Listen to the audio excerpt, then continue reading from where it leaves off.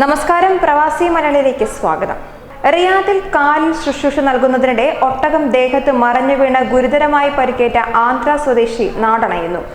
റിയാദിൽ മരുഭൂമിക്കകത്ത് ഒട്ടകം മേയ്ക്കൽ ജോലിയിൽ ഏർപ്പെട്ടിരുന്ന രാമലക്ഷ്മൺ പസാലയ്ക്കാണ് 2 മാസം മുൻപ് അപകടം സംഭവിച്ചത്.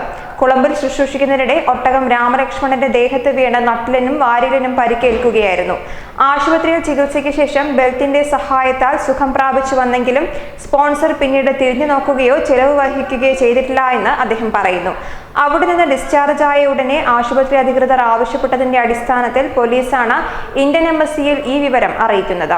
എംബസി സാമൂഹ്യ പ്രവർത്തകരുടെ സഹായത്താൽ ഇദ്ദേഹത്തെ സന്ദർശിച്ച് നാട്ടിൽ പോകാനുള്ള ഏർപ്പാട് ചെയ്യുകയായിരുന്നു.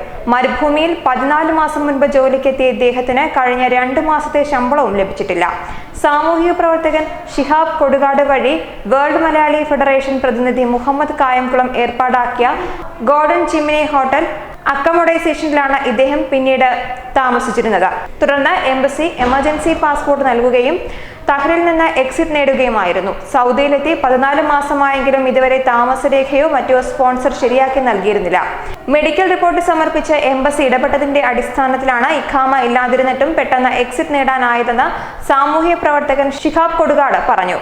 ആന്ധ്ര ഭാഷയിൽ മാത്രം സംസാരിക്കുന്ന ഇദ്ദേഹത്തിന് ചെറിയ രീതിയിൽ അറബി മാത്രമേ അറിയാമായിരുന്നുള്ളൂ. ആശയവിനിമയം ദുഷ്കരമായിരുന്നെങ്കിലും ഇദ്ദേഹത്തിൽ നിന്ന് ലഭിച്ച മൊബൈൽ നമ്പറിൽ ബന്ധപ്പെട്ട് ഒരു അകന്ന ബന്ധു മുഖേനയാണ് അത് സാധ്യമാക്കിയത്. ഇവർ പറഞ്ഞതനുസരിച്ചാണ് തിരുവനന്തപുരം പോകുന്ന എയർ ഇന്ത്യ എക്സ്പ്രസ് വിമാനത്തിൽ ചെന്നൈയിലേക്ക് എംബസി ടിക്കറ്റ് എടുത്ത് നൽകിയത്. ജോർജും ഇദ്ദേഹത്തെ വിമാനത്തിലേക്ക് അനുഗമിച്ചു. എംബസി ഉദ്യോഗസ്ഥരുടെ പിന്തുണ അഭിനന്ദനാർഹമാണെന്നാണ് ഷിഹാബ് പറഞ്ഞത്. ന്യൂസ് ഡെസ്ക്, പ്രവാസി മലയാളി.